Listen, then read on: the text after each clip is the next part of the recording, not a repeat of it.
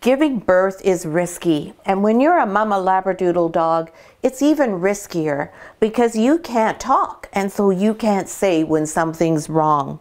In today's video, we're going to explore the whelping process in a bit more detail, and we're going to introduce you to Misha's mini Labradoodle puppies.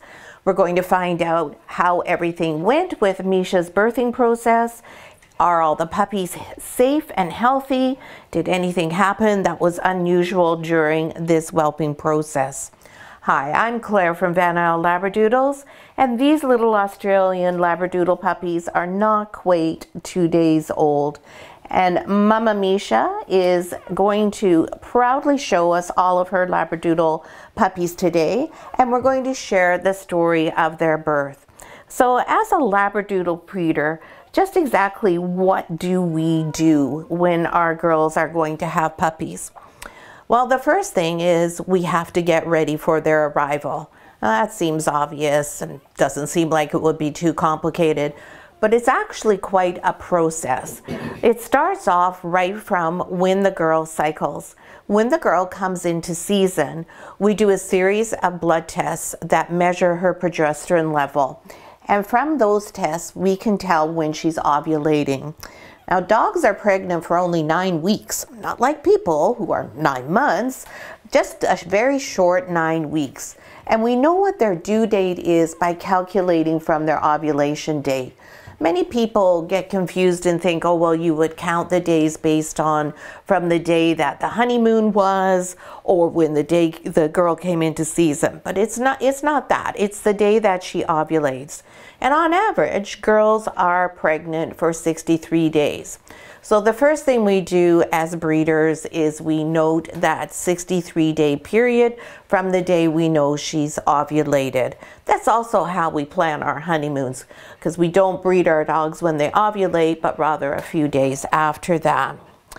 So that's how we know what her due date is. And so why is that important? Well, obviously it's important so we know when to expect the arrival of the puppies. But it's also important because if a Labradoodle mama goes more than 3 days past her due date, she needs medical attention. You need to have your Labradoodle seen by a veterinarian who will do a series of tests to see if everything is all right. This may mean that you have to do a cesarean section, as there may be a reason why your Mama Labradoodle is not able to have her puppies naturally. So as breeders, that is one of the critical roles that we play in the process.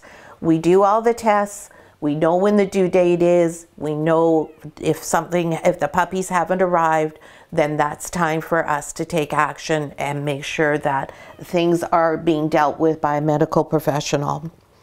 The other thing is equipment. So what equipment do you think you would need to have a litter of Australian Labradoodle puppies?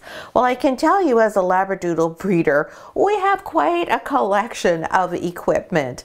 There are some very basic tools that we have, but you have to have quite a few things on hand. And just as an example, what we have are surgical scissors. We use those to cut the umbilical cord if our Mama Labradoodle would rather have her breeder do that for us. We have clamps that we use to be sure that the puppies aren't bleeding when we do cut the umbilical cord. We have many different disinfectants to put on where their belly button is to make sure no infection can set in there. I don't know how many towels we have, but we have a lot of towels and hospital pads, which are like pee pads, but for people. A lot of that type of thing. We have a special headlamp rather, so we can see if we need to get up close and personal. We have lubricant, we have surgical gloves, we have a stethoscope, we have a handheld Doppler. The list goes on and on. Quite a few things to make sure that the birthing process goes smoothly. And then how do you know where your Mama Labradoodle should have her puppies? If you left it up to the dog would choose to go outside, find somewhere under a tree or a hedge, dig a hole, and that's where their puppies would be born. Well, that's kind of not what we have in mind. The infant mortality rate for dogs who have their puppies on their own and outdoors is quite high. We prefer to have a 0 infant mortality rate if we can help it. So as breeders, our role is to be able to create the best environment possible for the puppies to come into the world. And we also want it to be an environment that's really familiar and comfortable for our moms. You can see right now that Misha is completely comfortable. She's completely relaxed. In fact, she's falling asleep for most of this video right now. And this is exactly what we want, other than we don't want her asleep when she's giving birth, but we want this calm trust. So as breeders, it's important that our Labradoodle dogs trust us, believe in us, and know that we're there to care for them. So Misha has a strong relationship with us. And where we like to have all of our Labradoodle puppies born is right in our primary bedroom. This is where all of our dogs sleep. All of our adult Labradoodles sleep with us. So it's a place they're familiar with. Their own beds are in there. And it's also in our primary bedroom, it's easy for us to close off the door to the rest of the house, as well as to our ensuite and our closet, making it a smaller space and able to be kept at 24 degrees. Because when the puppies are born, they're wet and we need to keep them as warm as possible because they are not able to regulate their body temperature at this young age. And so when do we start getting ready?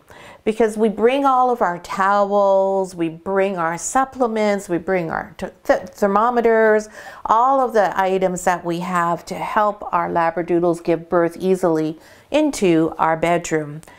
Well, when we do that is usually just about the day before the due date, if Mama Labradoodle isn't showing us anything, if there's no signs. As Labradoodle breeders who've been doing this for multiple years, we're able to detect when the behavior changes even ever so slightly in our moms. And as their breeders, we're able to know that things are starting to happen.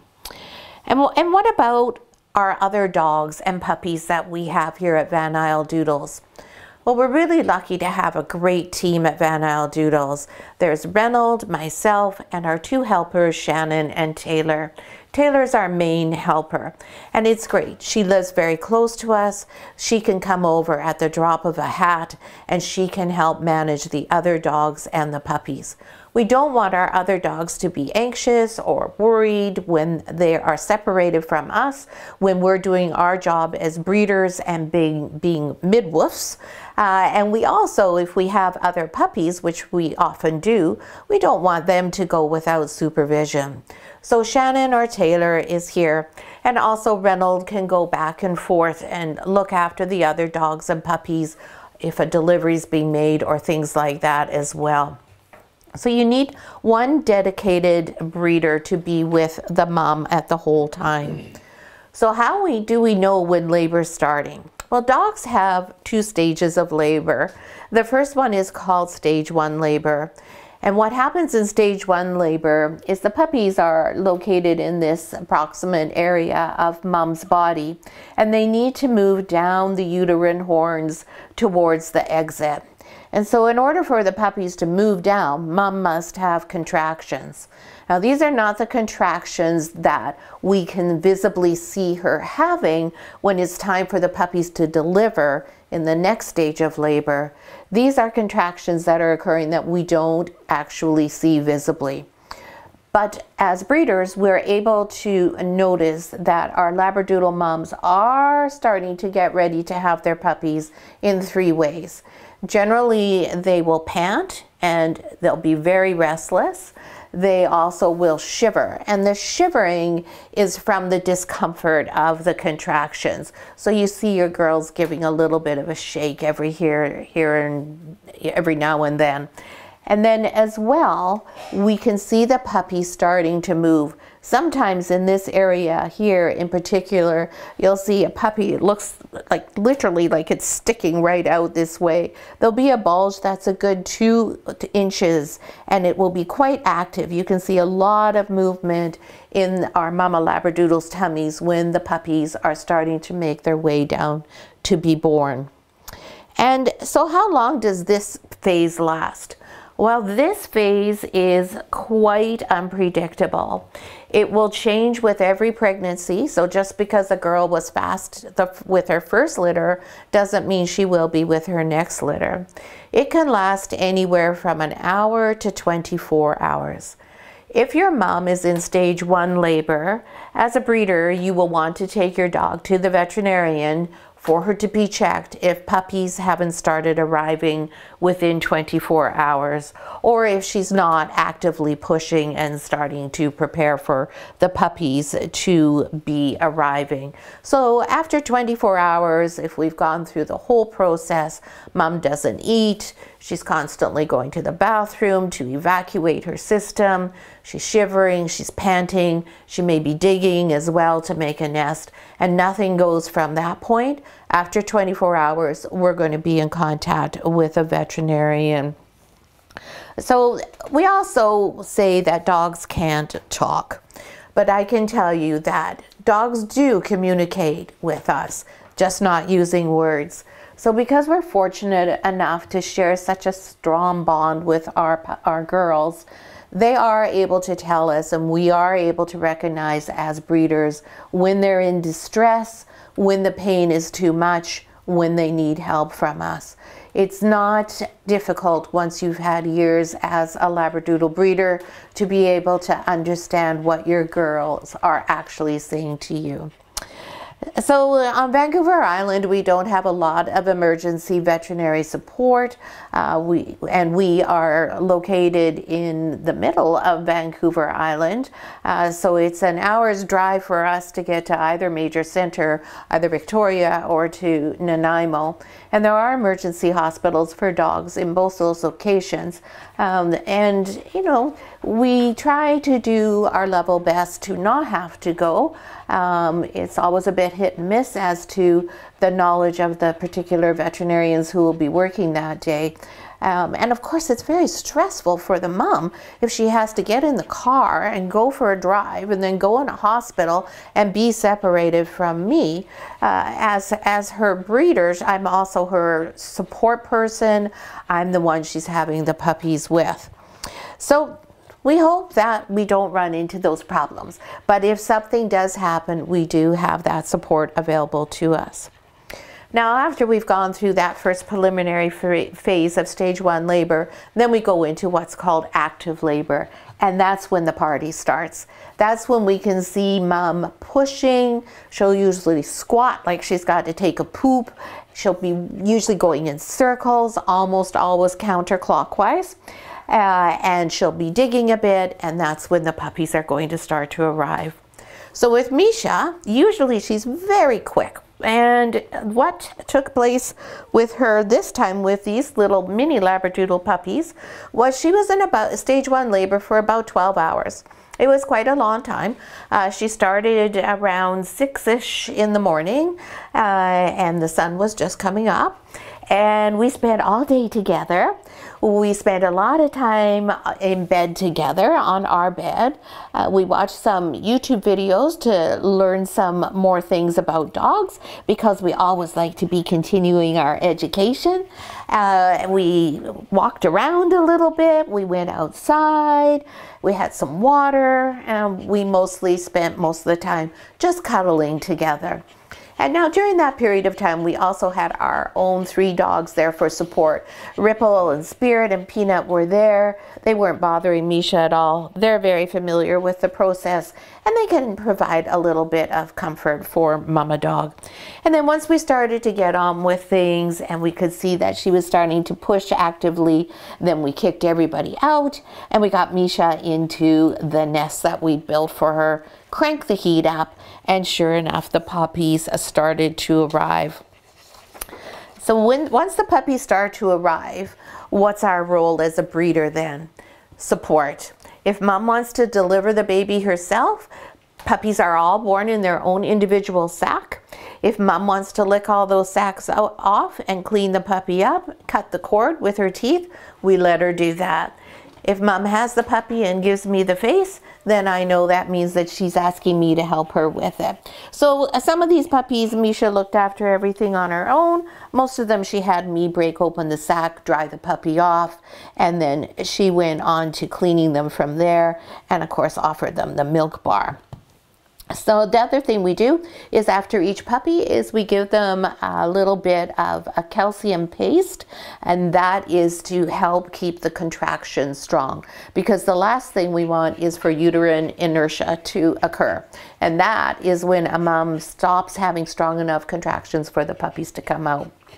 So now that the puppies are arriving, let's meet them. We're going to meet them in the order that they arrived, and each week we will do all of our updates in birth order. Right, Mama Misha? Yes, oh, such a good girl. So our first puppy in this litter was Blue Collar Boy. And this is our beautiful blue collar boy here. He arrived at 5:44 p.m. He is a chocolate phantom male, and this puppy I delivered. Misha was having good strong contractions, but he was spending a long time coming out. So Reynold and I both helped her to deliver the puppy so that he wasn't in the birth canal for a long period of time. It's always risky when a puppy's not born. We want the puppy out. We want the puppy out of the sack and ready to nurse as quickly as possible. So Mr. Blue Collar Boy took a little while to be born because he weighed 314 grams. That is quite a good size for a puppy, for a Mama Labradoodle the size of Misha. He's a very robust puppy. He latched on and nursed without any issues at all. Next we had Green Collar Boy. Now usually Misha pops her puppies out just bang, bang, bang, bang. She has had 8 puppies in just over an hour, but not this time. We had to wait until 6:38 p.m. for Mr. Green to arrive, and he is a cool puppy. Look at these neat markings on him. He has these 4 socks that are just incredible. Now this is the start of a tuxedo pattern. If he had the white going around his neck here and a little bit more up onto his head, he would be an absolutely stunning tuxedo. But instead he decided he was going to leave his face with just a little smidge of white on it. So we're calling him the faux tuxedo. And he is a boy, and he weighed 261 grams, a much easier size for Misha to manage. I think she liked him better right from the start. Then we had a red collar. Yay for the female, because I have a spot in this litter for a breeding prospect to carry on Misha's lines and her wonderful temperament. So I was hoping they would all be girls, so I'd be spoiled for choice. Miss Red Collar Girl here is either a red dog or a red caramel. She'll be a red dog if her nose is liver colored or brown, which I think is what it is. No, maybe not. If she has a black nose, then she's a red dog. And I can see already today, if I look, you can see here, her lip is black.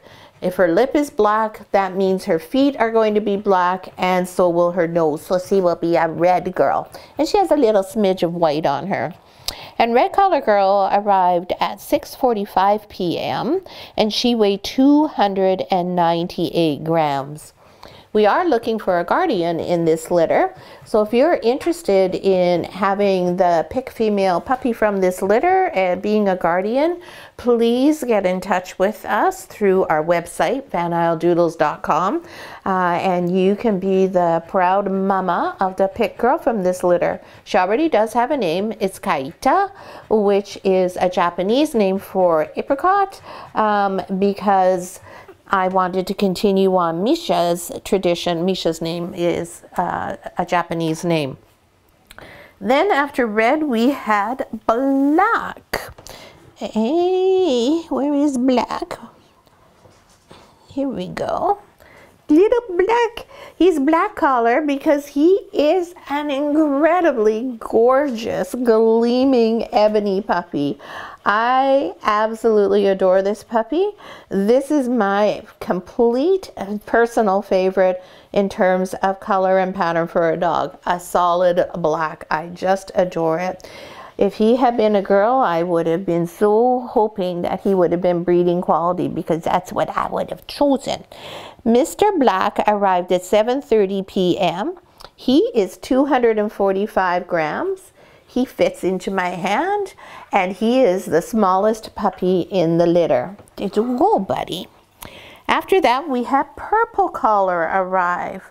And Purple Collar is, just to be the opposite from Black Collar, he is the biggest puppy in the litter. I'm just going to loosen his collar up here. There we go. I thought the firstborn would definitely be the biggest one, but nope, surprise. This little Purple Collar is a gorgeous chocolate party. Very symmetrical markings, very, very pretty markings. He's just going to be the most striking boy. He arrived at 7:58 p.m. and he weighs 325 grams. And you can already see he's got a couple little dots on his nose as his pigment starts to come in. And that was what we thought was going to be it, because we do take maternity rads for our moms, and our rad showed us that we had 5 Australian Labradoodle puppies. And then when we had Purple, in the midst of me being sad and thinking like, oh geez, I guess there's only one girl, I was feeling her. I'm pretty sure there's a puppy here. I was positive. So to double check, as breeders, how we can tell absolutely if there's still a puppy in there is we bring mom food. If mom says, yeah, no thanks, we know she's still got a puppy in there. If mom inhales the food, we know we're finished. So between what I could feel and the fact that Misha said no thanks to the delicious meal that Reynolds brought out for her, we knew there was another one. And so we had a double surprise, because we had number 6, and I was so excited because number 6 was another girl. And this little lady is also a party. You can see all of her pretty markings back there. She's got a couple of little hairs on her. And now again, so what color is she? Is she apricot? Is she caramel? Or is she going to have the black nose or the red or the brown nose? She's not red. You can see complete different color between her and red collar. If I just put them side by side, you can see she's definitely apricot if she does have a black nose. But we don't care what color you are anyways. So Miss Pink arrived at 8:26 p.m. and she weighed 295 grams. Really nice size puppy. So having those 6 puppies was a big surprise. Nature does like to throw us a curveball every now and then. And this means we do have a spot open in this litter. So we have a spot open for a pet puppy, and we also have a spot open for a guardian. You can find an application form on our website, isledoodles.com. Now, Mama Misha is doing great. This is her retirement litter. She is very comfortable with the process. She's familiar with everything. She's relaxed. She has no worries or concerns. As I said, she and I enjoy a very strong relationship. Once you've had a litter of puppies with a girl, there's a bond there that is never broken and never forgotten. She knew exactly where to go once the puppies were born in the bedroom and we'd finished. She knew it was time for her to go outside, have a chance to pee. She came right back to the maternity ward because she knew this is where her babies would be. So she's settled right in. She's very content. She's enjoying her new little family here. She's eating really nicely, and she's just, you may have heard me talk about dogs digging. She's doing a little bit of digging, which is entirely normal at this point. It's a little bit annoying for the puppies when they get wrapped up, but of course we always have somebody here checking it out. So that's this week's update, our birth announcement update. I hope you enjoyed it. We really appreciate it if you could post in the comments. It really helps us out with our algorithm and our ratings on YouTube. And also, if you have any questions, of course, feel free to ask away. And next week, we will have our week 1 update, and that's where we will talk about what the puppies have done in their first week. It'll be whether they've met that very first critical milestone of doubling their birth weight. We will be weighing the puppies every day to make sure that they're healthy, and we'll be making sure that Misha has the best nutrition so that she has a beautiful, nice, wonderful, plentiful milk bar so that these puppies continue to grow, thrive, and have these beautiful, shiny, non-shedding coats. Thanks so much for watching, and we'll see you again for our week 1 update.